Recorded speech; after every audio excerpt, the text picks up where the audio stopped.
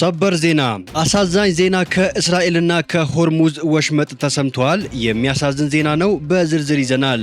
የኢራን ውጭ ጉዳይ ሚኒስቴር አባስ አራግቼ በፓኪስታን ሲደረግ የነበረው የሰላም ድርድር ያልተሳካው አሜሪካ ባቀረበቻቸው ከልክ ያለፉ ጥያቄዎች ምክንያት ነው ሲሉ አሜሪካንን ተችተዋል። የአሜሪካው ፕሬዝዳንት ዶናልድ ጄ ትራምፕ በበኩላቸው ከኢራን ጋር ለሚደረግ ድርድር ሰዎችን አንልክም፣ ኢራን ስትፈልግ ትደውልልኝ ብሎ አስገራሚ የተባለ መልእክት አስተላልፈዋል። ኢራን በበኩሏ ሆርሙዝ እንዲከፈትና የኒውክሌር ንግግር እንዲዘገይ የሚጠይቅ እቅድ ለአሜሪካ ማቅረቧ ተዘግቧል። ሁሉንም በዝርዝር ታደምጡታላችሁ። ጤና ይስጥልኝ ውድ ተመልካቾቻችን፣ አሁን የተሰሙ ሰበር መረጃዎችን ይዤ ቀርብ ያለው አብራችሁን ቆዩ። በቀጣይ ፈጣንና እውነተኛ ሰበር መረጃዎችን በፍጥነት ለመከታተል ቻናሉን ሰብስክራይብ በማድረግ የደውል ምልክቷን በመጫን አሁንኑ ቤተሰብ ይሁኑ። ይህንን መረጃ ደግሞ ላይክ በማድረግ ቤተሰብነታችሁን ማጠናከር እንዳይረሱ። አሁን መረጃዎቹን በዝርዝር እንመለከታለን። እስከ ፍጻሜው አብራችሁን ቆዩ።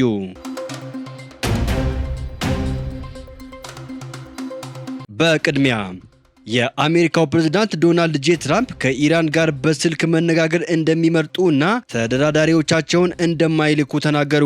የአሜሪካው ፕሬዝዳንት ዶናልድ ጄ ትራምፕ ኢራን 2 ወር ሊደፍን የተቃረበውን ጦርነት የሚቋጭ ድርድር ማድረግ የምትፈልግ ከሆነ በስልክ መነጋገር እንችላለን ብለዋል። ትራምፕ እሁድ ዕለት ለፎክስ ኒውስ በሰጡት ቃለ መጠይቅ መነጋገር ከፈለጉ ማውራት እንችላለን፣ ሰዎችን ግን አንልክም ብለዋል። ፕሬዝዳንቱ ከፎክስ ኒውስ ጋር ባደረጉት ቃለ መጠይቅ ይህንን የተናገሩት አሜሪካ ወደ ኢራን ወደቦች የሚደረግ ጉዞ ላይ እንደ ጣለችው ገደብ ያሉ የስምምነት እንቅፋቶች እንዲወገዱ ከጠየቀች በኋላ ነው። ፕሬዝዳንት ዶናልድ ጄ ትራምፕ ቅዳሜ ዕለት ተደራዳሪዎቻቸውን ስቲቭ ዊትኮቭ እና ጃሬድ ኩሽነርን ወደ ፓኪስታን ዋና ከተማ እስላማባድ እንደሚልኩ ከተናገሩ በኋላ ሁለቱ ሀገራት በድጋሚ ድርድር ይጀምራሉ የሚል ተስፋ ጭሮ ነበር።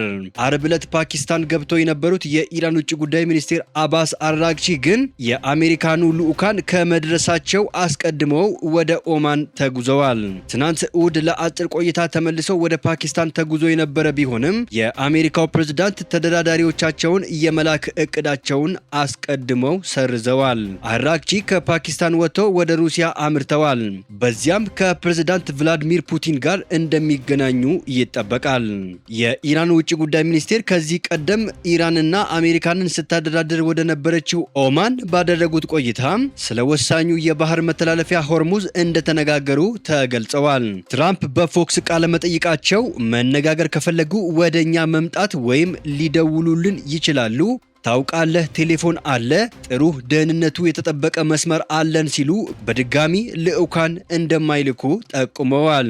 አክለውም ስምምነቱ ውስጥ ምን መኖር እንዳለበት ያውቃሉ፣ በጣም ቀላል ነው፣ የኒውክሌር መሳሪያ ሊኖራቸው አይችልም፣ ይህ ካልሆነ የምንገናኝበት ምክንያት አይኖርም ማለታቸውን ሮይተርስ የዜና ወኪል ዘግቧል።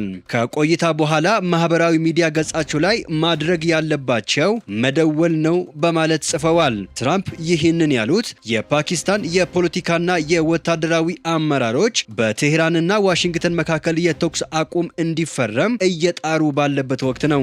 የዜና ወኪሉ አሶሺየትድ ፕሬስ ያነጋገራቸው አንድ የፓኪስታን ባለስልጣን ቀጥተኛ ያልሆኑ ንግግሮች መቀጠላቸውን ገልጸዋል። አሜሪካና ኢራን ለ2 ሳምንት እንዲቆይ የተስማሙት ተኩስ አቁም ባለፈው ሳምንት ረቡዕ ቢጠናቀቅም ፕሬዝዳንት ዶናልድ ጄ ትራምፕ ላልተወሰነ ጊዜ አራዝመውታል። ይህም የካቲት ላይ የተጀመረው ውጊያ እንዲገታ አድርጎታል። በሺዎች የሚቆጠሩ ሰዎች የተገደሉበትና የዓለምን ኢኮኖሚ ቀውስ ውስጥ የከተተውን ጦርነት በዘላቂነት የሚቋጭ መፍትሄ ላይ ግን እስካሁን አልተደረሰም። ኢራን ሆርሙዝ እንዲከፈትና የኒውክሌር ንግግር እንዲዘገይ የሚጠይቅ እቅድ ለአሜሪካ ማቅረቧ ተዘገበ። ኢራን የሆርሙዝ ወሽመጥ እንዲከፈትና ጦርነቱ እንዲቋጭ፣ የኒውክሌር ጉዳይ ግን በስምምነቱ ቀጣይ ደረጃ ላይ ንግግር እንዲደረግበት የሚጠይቅ የሰላም እቅድ ማቅረቧን የአሜሪካው የዜና ምንጭ አክሲዮስ ዘገበ። አክሲዮስ አንድ የአሜሪካ ባለስልጣንንና ከጉዳዩ ቅርበት ያላቸው ምንጮችን ጠቅሶ ያወጣው ዘገባ እንደሚያስረዳው እንዳስረዳው ኢራን እቅዱን ያቀረበችው በአሸማጋይዋ ፓኪስታን በኩል ነው። እቅዱ በዋነኛነት የሚያተኩረው ከሁሉም በፊት በሆርሙዝ ወሽመጥና አሜሪካ ወደ ኢራን ወደቦች የሚደረጉ ጉዞዎች ላይ በጣለችው እገዳ ምክንያት ለተፈጠረው ቀውስ መፍትሄ ማበጀት ላይ ነው። በዚህም መሰረት የተኩስ አቁሙ ለረጅም ጊዜ እንዲራዘም ወይም ሁለቱ ሀገራት በቋሚነት ጦርነት ለማቆም እንዲስማሙ የሚጠይቅ ሀሳብ እቅዱ ውስጥ መካተቱን ዘገባው ጠቅሰዋል። በኢራን እቅድ መሰረት የኒውክሌር ድርድር የሚጀምረው የሆርሙዝ ወሽመጥ ከተከፈተና የአሜሪካ እግድ ከተነሳ በኋላ ነው። ዋይት ሀውስ የኢራን እቅድ የደረሰው ሲሆን የትራምፕ አስተዳደር የኢራንን እቅድ ይመለከተው እንደሆነ አለመታወቁን አክሲዮስ ዘግቧል። የኢራን ውጭ ጉዳይ ሚኒስቴር አባስ አራግቺ በሳምንቱ መጨረሻ ወደ ፓኪስታን ሲጓዙ ከአሜሪካ ጋር የሚደረገው ንግግር በድጋሚ ይጀመራል የሚል ተስፋን ጭሮ ነበር። አራግቺ እንደተጠበቀው ከአሜሪካ ልዑካን ጋር ባይነጋገሩም ስለ ሰላም ድርድር ማንሳታቸውን ዘገባው ጠቅሰዋል።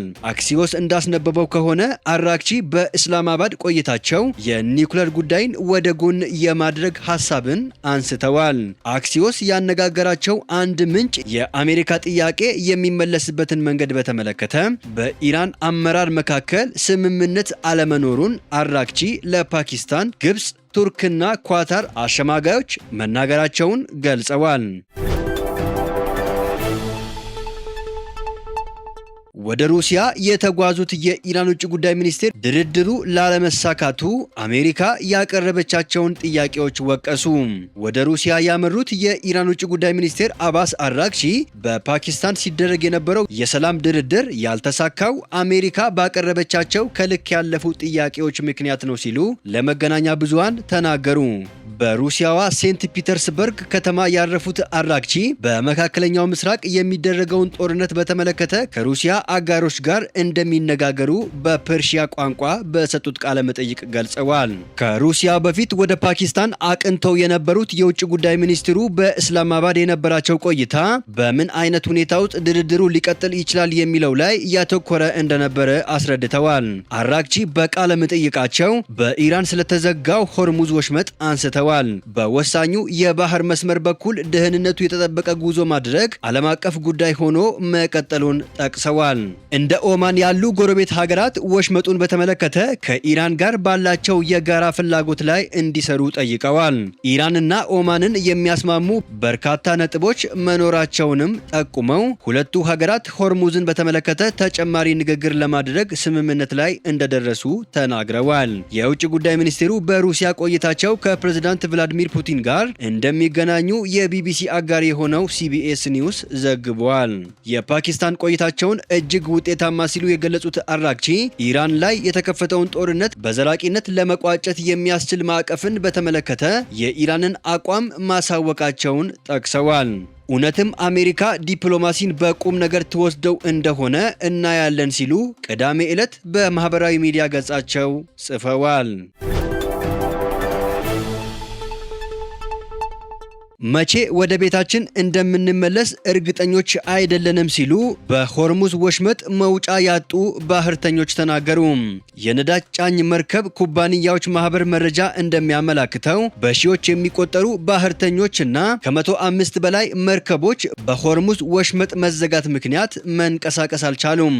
ኢራን ከዓለም ነዳጅና ፈሳሽ የተፈጥሮ ጋዝ 20 በመቶ የሚጓጓዝበት ይህ የባህር መስመር አሜሪካና እስራኤል በፈጸሙት ግልጽ የተኩስ አቁም ጥሰት ምክንያት እንደማይከፈት አስታውቃለች። ከቢቢሲ ቱዴይ ፕሮግራም ጋር ቆይታ ያደረጉት ኢንተርታንኮ የተሰኘው የነዳጅ ጫኝ መርከቦች ማህበር ማኔጂንግ ዳይሬክተር ቲም ዊልኪንስ የወሽመጡ መዘጋት በኢራን ባህር ዳርቻ መንቀሳቀስ ያጡ ባህርተኞች ላይ ያደረሰውን ተጽዕኖ አስረድተዋል። ዊልኪንስ እንደሚናገሩት የመርከብ ሰራተኞች እንደ ምግብ፣ ውሃ ማቅረብ እንዲሁም ቆሻሻዎችን እንደ ማስወገድ ያሉ መሰረታዊ ተግባራት የማስተዳደር ኃላፊነት ስላለባቸው ከፍተኛ የሆነ ጭንቀት፣ ውጥረትና መታከት ተፈጥሮባቸዋል።